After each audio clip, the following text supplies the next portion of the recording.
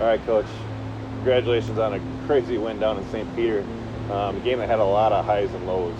But I think the big story of the game was how your team kind of overcame those lows.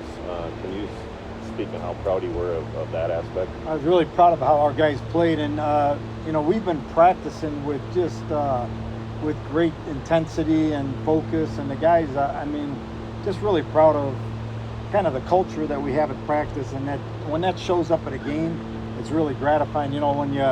When you do drills that show up in a game, that's a big deal. Well, that same kind of attitude, and we had to stay in the fight. We knew Gustavus, their senior laden, their quarterback is thinking great, and they're just so explosive. So it's never over. But then we had some adversity that was a kicker. So yeah. So I think if you look at the score, just the 33 points that Gustavus scored, you would miss how well the defense performed.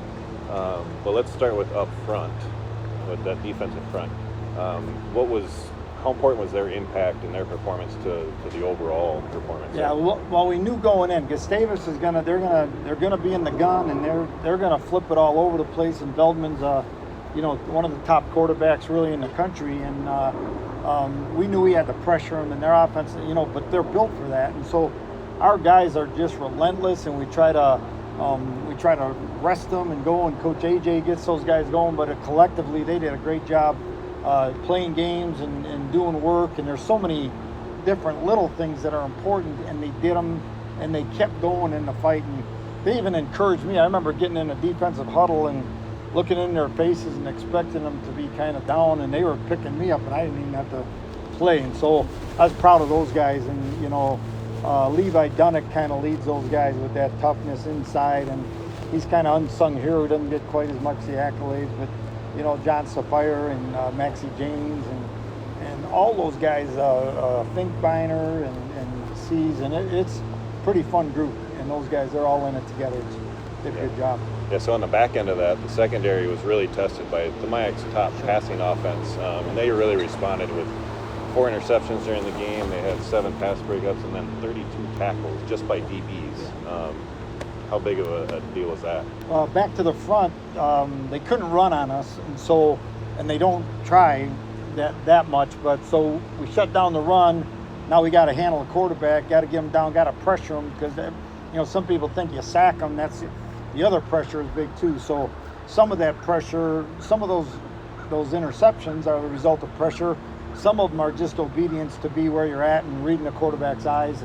But our secondary, we had some guys beat up a little bit and had to come back, and they really did a great job matching up. And we had a couple of calls that we didn't think were that good, but you got to overcome that, and you got to roll. And so we probably when they were 22 for 41, and the week before he was like 38 for 48. So we did a great job.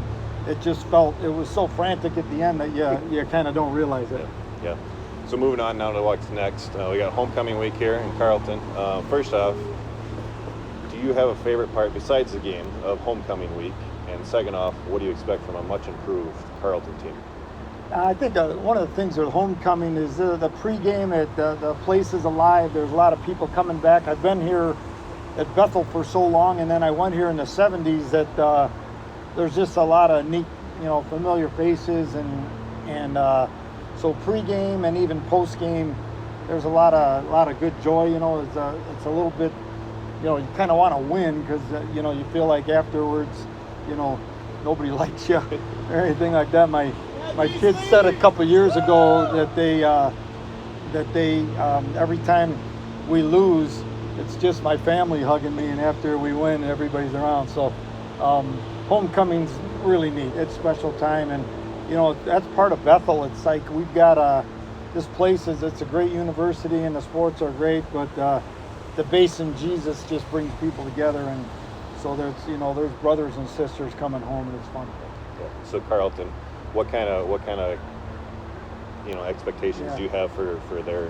Carleton's kind of coming on. Same old thing. It's like we're going to face a passing attack, and we like to run the ball and kind of punch in the nose. And these guys, they ran like 4 times, and we're not sure it might have been an accident last week. So they're looking booming. The ball's out fast. Their quarterback's doing a great job. He's a young guy, but they're really growing. Coach Darnell has done a nice job getting those guys going, and they're not going to be as deep as we are, but they're explosive and they're scary, and they just play really hard. And so a lot of respect for them, and we want to respect any opponent, but we want to kind of get rid of that stuff, and we even talked about that as, we're kind of looking at different things and letting distractions get in. We got to play Bethel football for each other, with each other, build ourselves for one another, and everything else take care of itself.